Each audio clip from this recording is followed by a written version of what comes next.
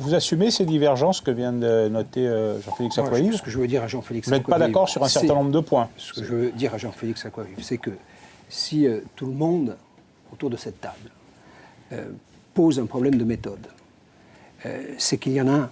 Ce n'est pas pour le plaisir de se situer ou de figer une opposition artificielle. Ce que je veux vous dire aussi, Jean-Félix Acquavive, c'est que nous avons pris la mesure de nos responsabilités en tant qu'élus de la Corse.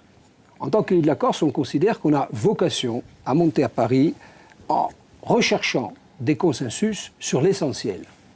L'essentiel n'est pas forcément ce qui nous distingue. On sait très bien que les uns les autres ne doivent pas mettre le curseur au même niveau sur l'autonomie. Mais parlons de ce sujet une seconde. On a en face de nous des gens qui sont des pros, a priori, de l'autonomie fiscale. Nous, qu'est-ce qu'on demande? Nous, on n'est pas pour ou contre l'autonomie fiscale. Nous, on vous a demandé à de multiples reprises, et il y a des in extenso qui peuvent en témoigner, on vous a demandé à de multiples reprises de faire des modélisations tendant à dire, voilà, si on a un peu d'autonomie fiscale, c'est-à-dire un peu de dotation en moins, quels sont les impacts pour la Corse? Je prends un exemple. Quand il y a un grand séisme comme une crise sanitaire, on a un État qui fait bouclier.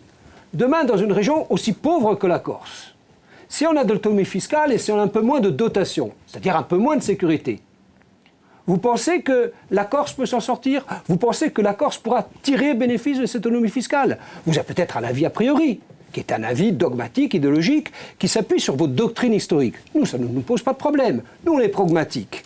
On veut qu'on fasse la démonstration en Corse que tout ce qu'on va, pan par pan, secteur par secteur, proposer en matière d'autonomie, va être de nature à améliorer le bien-être des Corses. Pour l'heure, ces démonstrations n'ont pas été faites. Elles n'ont pas été faites pour une simple raison, c'est que vous pensez que vous tirez légitimité du suffrage universel. Vous avez raison, ça c'est le syndrome de Macron, pardon de vous le rappeler, qui pense que parce qu'il a été élu avec la majorité des voix, il peut tout faire dans un mandat impératif. Vous avez un mandat représentatif, au terme d'une année, 2 années de pouvoir et plus encore, en tout cas sous le régime de la majorité absolue, vous êtes enfermé de façon consanguine dans une approche qui vise à distiller à l'opinion que l'autonomie va améliorer la vie des Corses. Nous, on veut en faire la démonstration. Une fois que cette démonstration sera faite, à ce moment-là, de façon responsable, on répondra oui ou non à vos injonctions.